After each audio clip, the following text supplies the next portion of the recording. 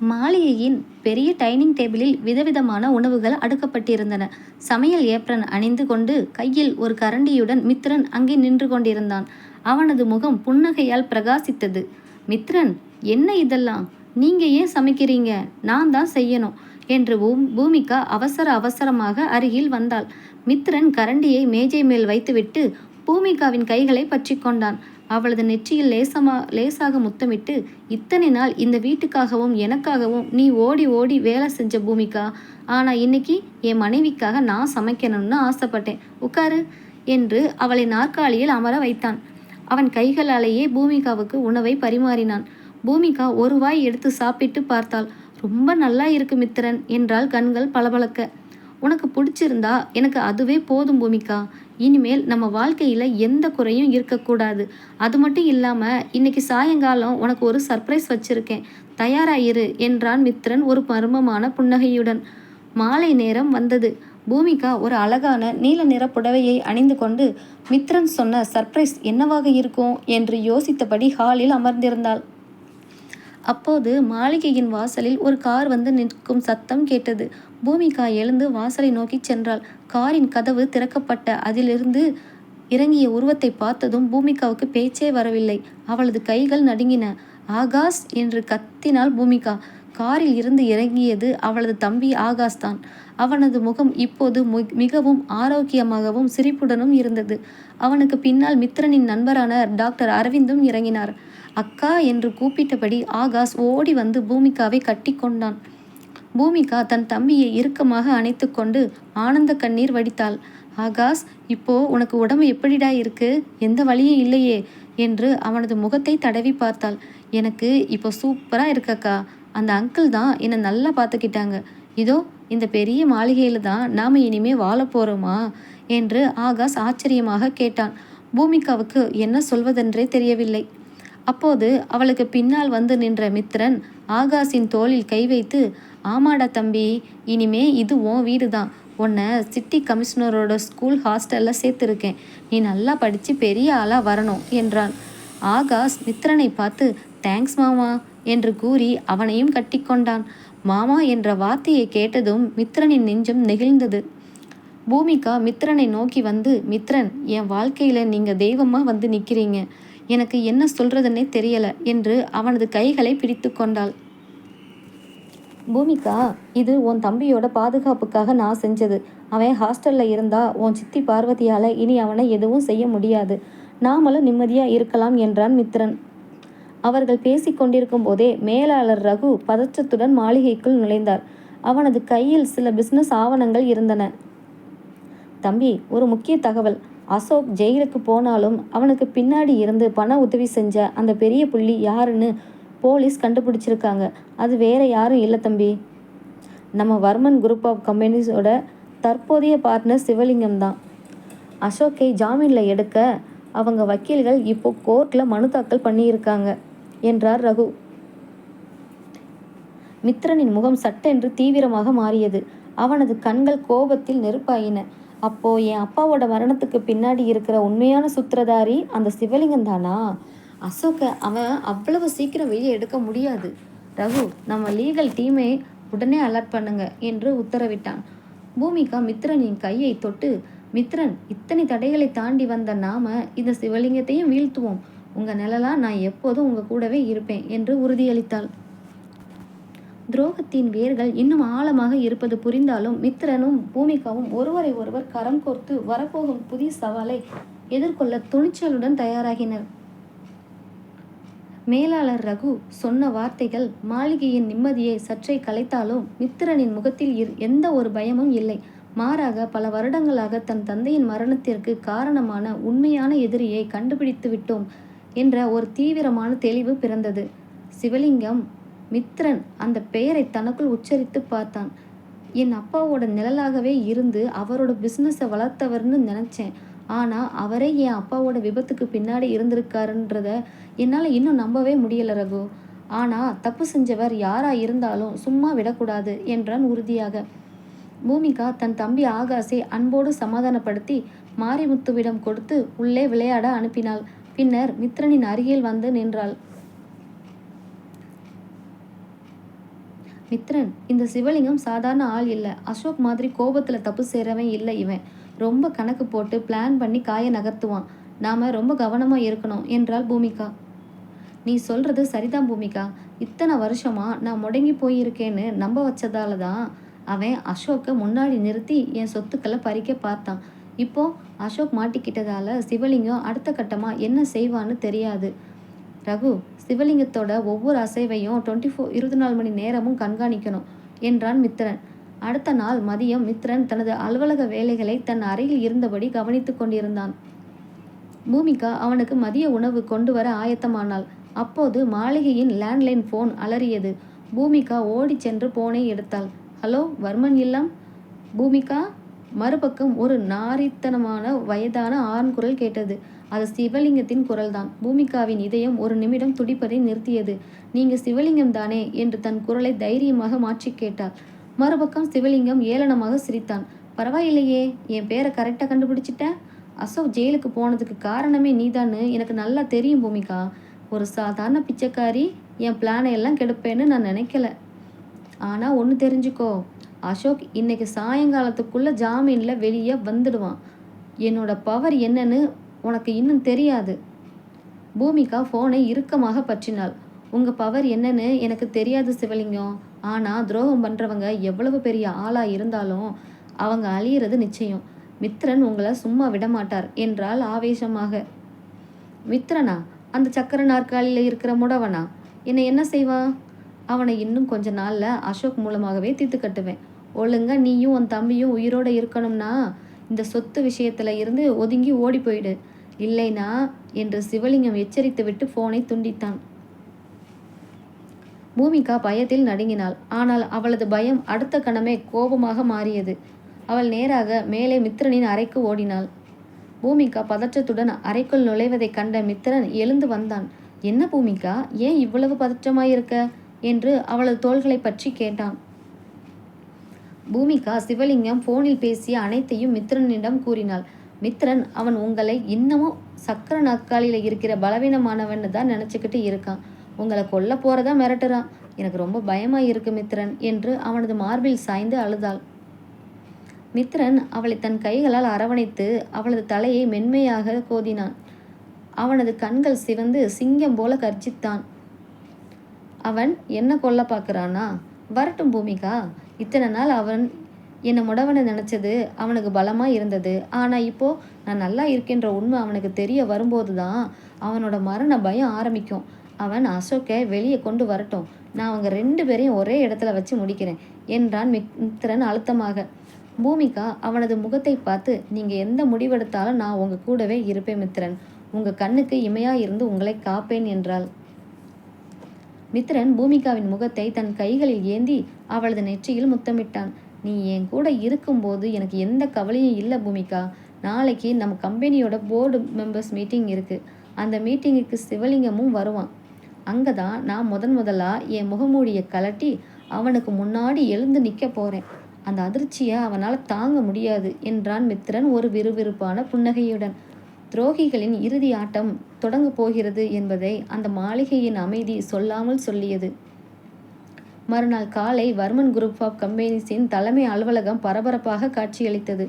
நிறுவனத்தின் 10வது மாடியில் இருந்த பிரம்மாண்டமான போர்டு மீட்டிங் அறையில் அனைத்து முக்கிய பங்குதாரர்களும் அமர்ந்திருந்தனர். அறையின் மைய நாற்காலியில் சிவலிங்கம் அமர்ந்திருந்தான். அவனது முகத்தில் ஒரு இருமாப்பும் அசோக்கை ஜாமீனில் எடுத்த கர்வமும் அப்பட்டமாக தெரிந்தது. அவனுக்கு பின்னால் அசோக் நின்று கொண்டிருந்தான். போலீஸ் காவலில் இருந்து தப்பித்த தைரியம் அவன் முகத்தில் இருந்தது. மிஸ்டர் சிவலிங்கம், மீட்டிங் டைம் ஆயிடுச்சு. இன்னும் மித்திரன் வரல. நாம் அவரோட கையெழுத்து இல்லாமலேயே இந்த புது ப்ராஜெக்ட் டீலை ஓகே பண்ணிடலாமா என்று ஒரு போர்டு மெம்பர் கேட்டார். சிவலிங்கம் கசப்பாக சிரித்தான். அவன் ஒரு முடவன். அவனுக்கு பார்வை வேற இல்லை.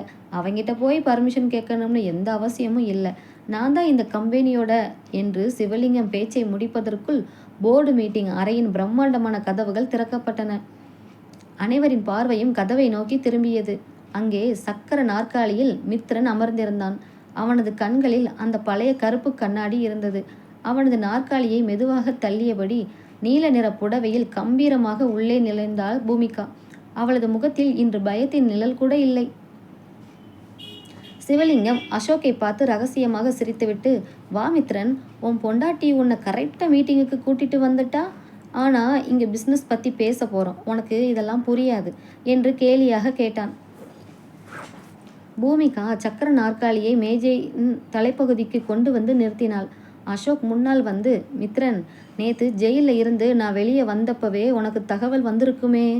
உன் பொண்டாட்டி என்னை போலீஸில் பிடிச்சு கொடுத்து என்ன சாதிச்சா? இதோ சிவலிங்கம் அங்கிளோட ஒரு ஃபோன் கால், நான் வெளியே வந்துட்டேன். இப்போது இந்த கம்பெனியோட 51 ஷேர்ஸ் எங்களோட கைக்கு மாறப்போகுது. இந்த டாக்குமெண்ட்ஸில் சைன் பண்ணு என்று ஒரு பத்திரத்தை மித்திரனின் முன்னால் வீசினான். பூமிகா அந்த பத்திரத்தை எடுத்து பார்த்துவிட்டு மித்திரனின் தோளில் கை வைத்தாள். மித்திரன், இவங்க ஆட்டம் ரொம்ப எல்லை மீறி போய்கிட்டு இருக்கு என்றாள் லேசான புன்னகையுடன். நீ சொல்றது சரிதான் பூமிகா, இவங்க ஆட்டத்துக்கு இன்னைக்கு முற்றுப்புள்ளி வைக்க வேண்டிய நேரம் வந்தாச்சு என்று மித்திரனின் குரலில் அந்த அறையில் இடி முழக்கமாய் எதிரொலித்தது. அடுத்த வினாடி மித்திரன் தன் முகத்தில் இருந்த கருப்பு கண்ணாடியை கலற்றி மேசை மீது வீசினான். அவனது கூர்மையான காந்த கண்கள் நேராக சிவலிங்கத்தையும் அசோக்கையும் ஊடுருவி பார்த்தன. அறையில் இருந்த அனைவரும் அதிர்ச்சியில் உறைந்து போயிருக்க, மித்ரன் தன் சக்கர நாற்காலியின் 2 பக்கவாட்டு பிடிகளையும் பலமாக பற்றினான். மெதுவாக தன் கால்களை தரையில் ஊன்றி 6 அடி உயர கம்பீர தோற்றத்துடன் எழுந்து நின்றான். மித்ரன், நீ உனக்கு கால் அசோக் அப்படியே பின்வாங்கி சுவரில் முட்டினான். சிவலிங்கம் தன் நாற்காலியில் இருந்து பதறி அடித்து எழுந்து நின்றான். அவனது கைகள் நடுங்கின. என்ன சிவலிங்கம், நான் முடவன்னு நினச்சியா? என் அப்பா வர்மனை விபத்துன்ற பேரில் கார் பிரேக்கை கட் பண்ணி கொன்ன துரோகி நீதான்னு உண்மை எனக்கு தெரியும் போது நான் சும்மா இருப்பேன்னு நினச்சியா? நீயும் அசோக்கும் சேர்ந்து என் சொத்தை பறிக்க போடுற பிளானை எல்லாம் வெளியே கொண்டு வரத்தான் இத்தனை நாள் நான் ஆடின நாடகம் இது என்று சிங்கம் போல கர்ஜித்தான் மித்திரன். சிவலிங்கம் சுதாரித்து கொண்டு, மித்ரன், நீ என்னதான் சொன்னாலும் உன்கிட்ட ஆதாரம் இல்லை. இந்த கம்பெனியோட போர்டு மெம்பர்ஸ் எல்லாரும் ஏன் பக்கம் என்று கத்தினான். ஆதாரம் இல்லாமல் இந்த மித்ரன் களை இறங்க மாட்டான் சிவலிங்கம் என்று கூறிய பூமிகா அறையில் இருந்த பெரிய டிஜிட்டல் திரையை ஆன் செய்தாள். அதில் அசோக்கை ஜாமீன் எடுப்பதற்காக சிவலிங்கம் வக்கீல்களுக்கு கோடிக்கணக்கில் லஞ்சம் கொடுத்த ஆவணங்களும் வர்மனின் கார் விபத்துக்கு சிவலிங்கம் பணப்பரிமாற்றம் செய்ததற்கான ஸ்விஸ் பேங்க் அக்கவுண்ட் விவரங்களும் ஆதாரமாக தெரிந்தன. மேலாளர் ரகு இதையெல்லாம் பக்காவாக தயார் செய்திருந்தார். அதே நேரம் மீட்டிங் அறையின் கதவை திறந்து கொண்டு சிட்டி கமிஷனர் தலைமையிலான போலீஸ் படை உள்ளே வந்தது. கமிஷனர் சிவலிங்கத்தின் அருகில் வந்து, மிஸ்டர் சிவலிங்கம், வர்மன் கொலை வழக்கிலையும் அசோக்கை சட்டவிரோதமாக தப்பிக்க வைக்க முயற்சி செஞ்சதுலையும் உங்களை கைது செய்கிறோம் என்று கூறி அவனது கைகளில் விலங்கை பூட்டினார். அசோக் ஓட முயல போலீசார் அவனையும் பிடித்து கொண்டனர். மித்ரன், என்னை மன்னிச்சிடும் மித்ரன் என்று அசோக் கத்தினான். ஆனால் மித்ரனின் கண்கள் அவனை குரோதத்துடன் மட்டுமே பார்த்தன. இருவரும் போலீசாரால் இழுத்துச் செல்லப்பட்டனர். அறையில் இருந்த மற்ற போர்டு மெம்பர்ஸ் அனைவரும் எழுந்து நின்று மித்ரனுக்கு கைதட்டி தங்களின் மரியாதையை செலுத்தினர். மித்ரன் மெதுவாக திரும்பி பூமிகாவை பார்த்தான். அவளது கண்களின் நன்றியும் காதலும் கலந்த ஆனந்த கண்ணீர் அரும்பியிருந்தது. மித்ரன் அவளது கைகளை பற்றி கொண்டு, நாம் ஜெயிச்சிட்டோம் பூமிகா, இனி நம்ம வாழ்க்கையில் இருளே இல்லை, முழுக்க முழுக்க ஒளி மட்டும்தான் என்றான் நெகிழ்ச்சியுடன்.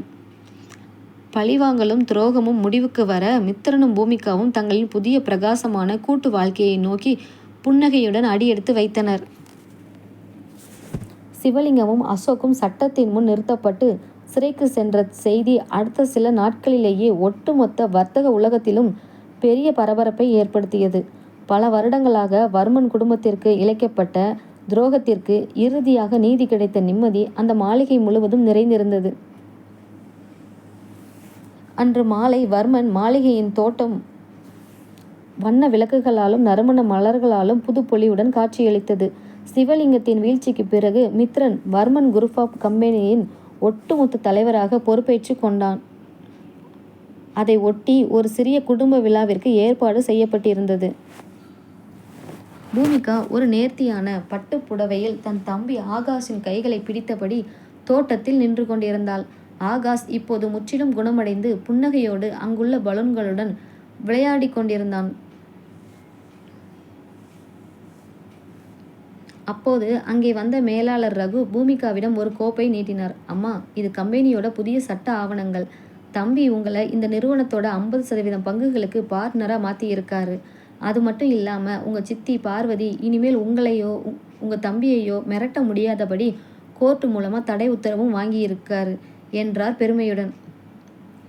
பூமிகா நெகிழ்ச்சியுடன் அந்த பத்திரங்களை பார்த்தாள். பணத்திற்காக தன்னை விற்றுவிட துணிந்த சித்தியின் கைகளில் இருந்து இன்று தம்பியின் உயிரையும் தங்களுக்கு என்று ஒரு கௌரவமான வாழ்க்கையையும் மித்திரன் மீட்டு கொடுத்ததை நினைத்து அவளது கண்கள் கலங்கின.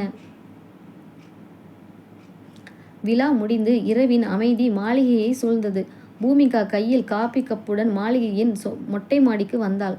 அங்கே மித்திரன் நில ஒளியில் கம்பீரமாக நின்றபடி தூரத்து நகரத்தின் விளக்குகளை பார்த்து கொண்டிருந்தான். அவனது சக்கர நாற்காலி இப்போது ஒரு மூலையில் வெறுமனே நின்றிருந்தது. அது அவனது கடந்த கால நாடகத்தின் அடையாளமாக மட்டுமே எஞ்சியிருந்தது. பூமிகா மெதுவாக அவனது அருகில் சென்று காப்பியை நீட்டினாள். மித்திரன் காப்பியை வாங்கி கொண்டே அவளது இடுப்பை வளைத்து தன் அருகில் இழுத்து கொண்டான். நிலவின் வெளிச்சம் பூமிகாவின் முகத்தில் பட்டு பிரகாசித்தது. என்ன பூமிகா, மகாராணி ஆயிட்டீங்க, ஆனால் இன்னும் இந்த முகத்தில் ஒரு யோசனை தெரியுதே என்றான் மித்திரன் காதலுடன். யோசனை இல்லை மித்திரன், ஒரு சின்ன பயம். எல்லாமே ஒரு கனவு மாதிரி இருக்கு. ஒரு இருட்டு அறைக்குள்ள கோபமா சக்கர நாற்காலியில் நான் பார்த்த மித்திரன் எங்கே, இப்போ என் முன்னாடி நிற்கிற இந்த மித்திரன் எங்கேன்னு நினச்சி பார்க்குறேன் என்றால் அவனது மார்பில் தலை சாய்த்தபடி. மித்திரன் அவளது கைகளை தன் நெஞ்சோடு சேர்த்து இறுக பற்றி கொண்டான்.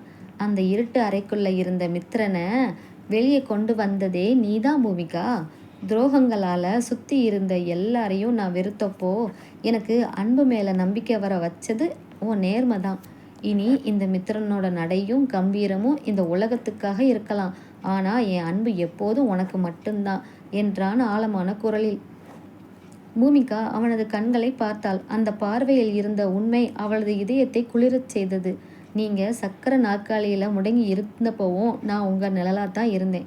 இப்போது நீங்கள் சிங்கமாக எழுந்து நின்னப்போவும் நான் உங்கள் நிழலாக தான் இருப்பேன் மித்திரன். நம்ம காதலுக்கு முன்னாடி இனி எந்த இருளாலும் நிற்க முடியாது என்றால் உறுதியாக. இருவரும் கரம் கோர்த்து அந்த நில ஒளியில் நின்று கொண்டிருக்க, பல வருடங்களாக துரோகத்தின் இருளில் மூழ்கியிருந்த வர்மன் மாளிகை இன்று மித்திரன் மற்றும் பூமிகாவின் மாறாத காதலாலும் புதிய நம்பிக்கையாலும் நிரந்தரமான ஒளியை பெற்று திகழ்ந்தது. மித்திரன் பூமிகாவின் வாழ்க்கையில் நிலவி வந்த அந்த அமைதியும் மகிழ்ச்சியும் அதிக நாட்கள் நீடிக்கவில்லை. சிவலிங்கத்தின் வீழ்ச்சிக்கு பிறகு வர்மன் குரூப் ஆஃப் கம்பெனியின் ஒட்டுமொத்த பொறுப்பையும் மித்திரன் ஏற்றிருந்ததால் பிஸ்னஸ் விஷயமாக அவன் எப்போதுமே பரபரப்பாகவே இருந்தான். அன்று மதியம் பூமிகா சமையலறையில் வேலைகளை முடித்துவிட்டு ஹாலுக்கு வந்தாள். அப்போது மாளிகையின் பிரம்மாண்டமான கதவுகளை திறந்து கொண்டு ஒரு இளம்பெண் உள்ளே நுழைந்தாள். அவள் அணிந்திருந்த நவீன ஆடைகளும் அவளது கர்வமான நடையும் அவள் ஏதோ ஒரு பெரிய இடத்து பெண் என்பதை சொல்லாமல் சொன்னது. கையில் ஒரு பெரிய டிராவல் பேக்குடன் நேராக ஹாலுக்குள் வந்தவள் அங்கிருந்த சோபாவில் கால் மேல் கால் போட்டு அமர்ந்தாள். பூமிகா ஆச்சரியத்துடன் அவள் அருகே சென்று, நீங்கள் யாரை பார்க்கணும் என்று நிதானமாக கேட்டாள். அந்த பெண் பூமிகாவை ஏளனமாக ஏறிட்டு பார்த்தாள். நீதான் இந்த வீட்டோட வேலைக்காரியா? முதல்ல போய் எனக்கு ஒரு கிளாஸ் ஐஸ் வாட்டர் எடுத்துட்டு வா, அப்புறம் நான் யாருன்னு சொல்கிறேன் என்றால் அதிகாரமாக. பூமிகாவுக்கு சுருக்கென்றது. நான் இந்த வீட்டு வேலைக்காரி இல்லைங்க, மித்திரனோட மனைவி பூமிகா என்றால் குரலில் சற்றே உறுதியை கூட்டி. அந்த பெண் சட்டென்று எழுந்து நின்று பூமிகாவை கேலியாக பார்த்து பலத்த சிரிப்பொன்றை சிரித்தாள். வாட், நீதான் மித்திரனோட ஒய்ஃபா? சிவலிங்க அங்கிள் ஜெயிலுக்கு போன கேப்பில் ஒரு பிச்சைக்காரியை மித்திரன் கல்யாணம் பண்ணி இருக்கான்னு அசோக் சொன்னப்போ நான் நம்பலை. இப்போ நேரில் பார்க்குறேன். சரி, நானே அறிமுகப்படுத்திக்கிறேன். என் பேர் மேகா. மித்திரனோட அப்பாவும் என் அப்பாவும் பிஸ்னஸ் பார்ட்னர்ஸ் மட்டும் இல்லை, நாங்கள் 2 பேரும் சின்ன வயசில் இருந்தே ஒன்றா வளர்ந்தவங்க. இன்னும் சொல்லப்போனால் மித்திரனோட விபத்துக்கு முன்னாடி அவனுக்கு நிச்சயிக்கப்பட்ட முறை பொண்ணே நான் தான் என்றாள் மேகா கர்வத்துடன். பூமிகா அதிர்ச்சியில் உறைந்து போனாள். மித்திரனுக்கு ஏற்கனவே ஒரு நிச்சயதார்த்தம் நடந்திருக்கிறதா? இதை பற்றி மித்திரன் அவளிடம் ஒரு வார்த்தை கூட சொல்லவில்லையே. பூமிகா திகைத்து நின்று கொண்டிருக்கும் போதே வாசலில் கார் சத்தம் கேட்டது. மித்திரன் ஆபீஸிலிருந்து வீட்டிற்குள் நுழைந்தான்.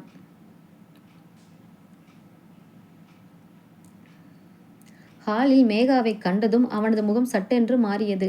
மேகா, நீ எப்போ லண்டன்ல இருந்து வந்த? இங்கே என்ன பண்ணிட்டு இருக்க என்று வியப்புடன் கேட்டான். மேகா ஓடிச் சென்று மித்திரனின் கைகளை பற்றி கொண்டாள். மித்திரன், உனக்கு கால் சரியாகிடுச்சுன்னு கேள்விப்பட்ட உடனே நான் லண்டன்ல இருந்து கிளம்பி வந்துட்டேன். நீ நல்லா இருக்கிறது எனக்கு எவ்வளவு சந்தோஷம் தெரியுமா என்று பாசமாய் உருகினாள். மித்திரன் மெதுவாக தன் கைகளை விலக்கி கொண்டு பூமிகாவை பார்த்தான். பூமிகாவின் கண்கள் கலங்கி இருப்பதை அவன் கவனித்தான். மேகா, இது பூமிகா, என் மனைவி என்று மித்திரன் அறிமுகப்படுத்தினான். தெரியும் மித்திரன், இவளே சொன்னா. ஆனா உனக்கு எப்படி இப்படி ஒரு சாய்ஸ்? உன்னோட ஸ்டேட்டஸ் என்ன? இவளோட லுக் என்ன? உனக்கு விபத்து நடந்தப்போ பயந்து போய் எங்கள் அப்பா என்னை லண்டன் அனுப்பிட்டாரு. ஆனால் என் மனசு முழுக்க நீ தான் இருந்த மித்திரன். இப்போது சிவலிங்கம் அங்கிளும் இல்லை.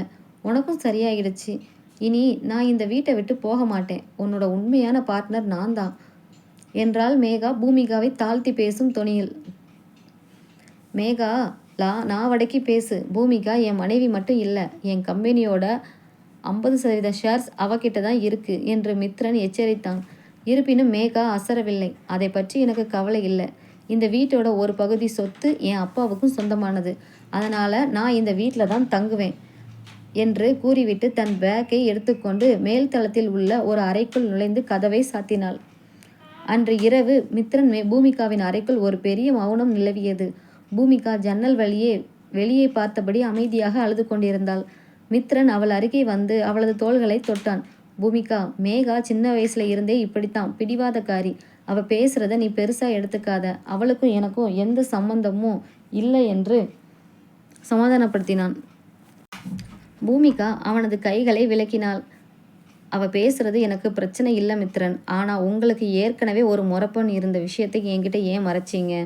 சிவலிங்கத்தை வீழ்த்துறதுக்காக மட்டும்தான் என்னை நீங்க கல்யாணம் பண்ணிக்கிட்டீங்களா? இப்போ எல்லாம் முடிஞ்சதும் பழைய மேகா வந்த உடனே நான் உங்களுக்கு அந்நியமா தெரியுறேனா என்று சண்டையிட்டாள் பூமிகா. அவளது குரலில் முதல் முறையாக மித்ரன் மீதான கோபமும் சந்தேகமும் வெளிப்பட்டது. பூமிகா, என்ன வார்த்தை பேசுற நீ? உன்னை நான் எவ்வளவு நேசிக்கிறேன்னு உனக்கு தெரியாதா என்று மித்ரன் சத்தமிட்டான். தெரியாது மித்ரன். அவ இந்த வீட்டுக்குள்ள வந்த நிமிஷமே என் நிம்மதி போச்சு. அவ இந்த வீட்டில் இருக்கிற வரைக்கும் எனக்கும் உங்களுக்கும் நடுவில் எந்த பேச்சும் இருக்காது என்று கூறிவிட்டு பூமிகா கட்டிலின் ஒரு மூலையில் படுத்துக்கொண்டு போர்வையை போர்த்தி கொண்டாள். மித்ரன் தலையில் கை வைத்தபடி அமர்ந்தான். சிவலிங்கத்தையும் அசோகையும் விட இந்த மேகா பூமிகாவின் மனதில் சந்தேகத்தை விதைத்து தங்களுக்குள் பெரிய சண்டையை மூட்டிவிட்டாளே என்று அவனது நெஞ்சம் பதறியது. மாளிகைக்குள் விடிந்த அடுத்த காலை பொழுது வழக்கத்திற்கு மாறான ஒரு இறுக்கத்துடன் தொடங்கியது. மித்ரனுக்கும் பூமிகாவுக்கும் இடையே நேற்று இரவு நடந்த சண்டையின் மௌனம் அப்படியே நீடித்தது. பூமிகா யாரிடமும் பேசாமல் சமையல் அறையிலேயே முடங்கி இருந்தாள். அப்போது நைலான் நைட்டி அணிந்து கொண்டு கையில் ஒரு காபி கப்புடன் சமையல் அறைக்குள் நுழைந்தாள் மேகா. என்ன பூமிகா, நேற்று நைட்டு ரூமுக்குள்ளே ஏதோ சத்தமாக கேட்டுச்சே. நான் சொன்ன உண்மைகளை உன்னால் தாங்கிக்க முடியலையா? மித்ரன் உன்னை வெறும் பரிதாபப்பட்டு தான் கல்யாணம் பண்ணிக்கிட்டான்னு இப்போதாவது புரியுதா என்று கேலியாக கேட்டாள் மேகா. பூமிகா காப்பியை கொதிக்க வைத்தபடி, மேகா, நீங்கள் என்ன வேணால் பேசலாம். ஆனால் எனக்கும் மித்ரனுக்கும் நடுவில் இருக்கிற பந்தம் இவ்வளவு சீக்கிரம் உடையாது. அந்த வீட்டு மருமகன் நான் தான் என்றால் குரலில் தைரியத்தை வரவழைத்து கொண்டு.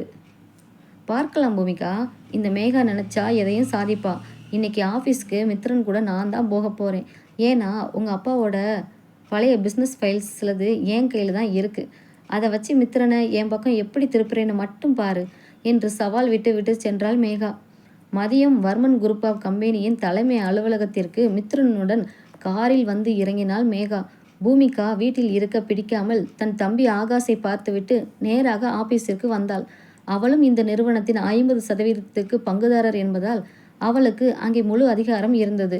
மித்ரனின் கேபினுக்குள் பூமிகா நுழைந்தபோது அங்கே மேகா மித்ரனின் மிக அருகில் அமர்ந்து கொண்டு லேப்டாப்பில் ஏதோ காட்டி சிரித்து பேசி கொண்டிருந்தாள். அதை பார்த்ததும் பூமிகாவின் ரத்தம் கொதித்தது. மித்ரன், இங்கே என்ன நடந்துக்கிட்டே இருக்கு?